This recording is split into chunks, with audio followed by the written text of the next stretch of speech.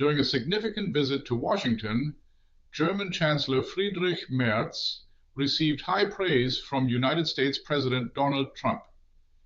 However, the American president reserved a starkly different tone for two other European allies, sharply criticizing the governments of Spain and the United Kingdom. Trump described the Spanish government as terrible and openly threatened to initiate a trade war with the European Union member state. His criticism of the British government was similarly harsh, calling it very, very uncooperative. These strong words raise questions about why Trump has singled out these two nations. In Spain's case, relations with the United States have been strained for some time. Spanish Prime Minister Pedro Sánchez has emerged as one of Europe's most prominent critics of Trump. Sánchez recently condemned the United States and Israel's attacks on Iran as a clear violation of international law, equating their actions with how the Iranian regime treats its own population.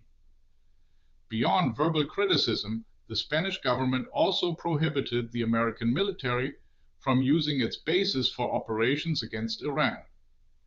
In response, United States forces relocated numerous aircraft to other countries, including the Ramstein Air Base near Kaiserslautern in Germany.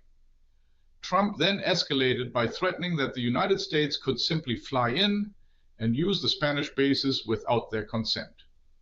The tensions predate the Iran conflict. Spain has also fallen out of favor with Trump for its refusal to increase defense spending within NATO. The alliance had agreed at its annual summit in 2025 to gradually raise defense expenditures to 5% of each nation's gross domestic product. This increase was largely pushed by the United States. Spain remains the only member state that has not endorsed this increase and currently holds the lowest defense spending among NATO nations. Behind Prime Minister Sánchez's stance are not only foreign policy convictions, but also domestic political realities. Leading a minority government, Sánchez risks the collapse of his coalition if he shifts too far toward the center. During Chancellor Merz's visit, Trump openly threatened trade embargoes against Spain and even a complete breakdown of trade relations. Chancellor Merz, for his part, announced his intention to persuade Spain to increase its defense spending. Turning to the United Kingdom, Trump accused its government of being very, very uncooperative concerning the war in Iran. This criticism primarily revolved around an initial blockade of British military bases. Specifically, Trump mentioned the Chagos Archipelago in the Indian Ocean, which hosts the Diego Garcia base, crucial for United States operations against Iran.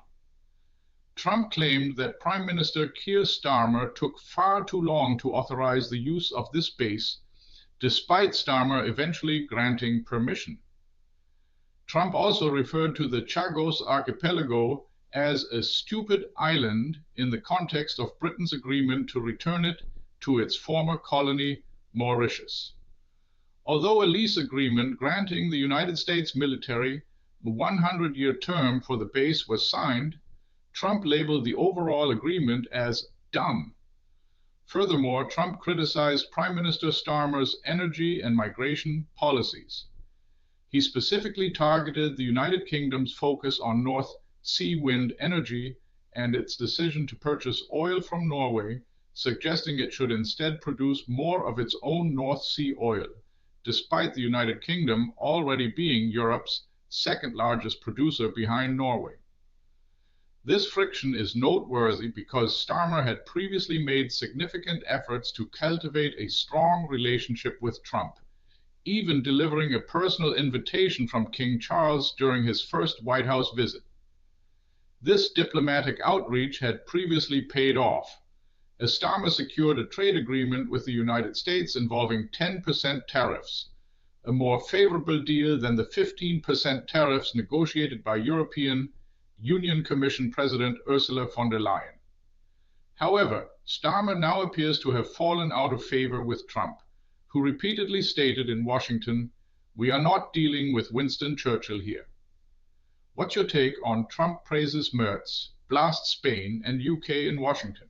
Share your view in the comments. Do you think this will matter in the next news cycle? This video was generated using artificial intelligence.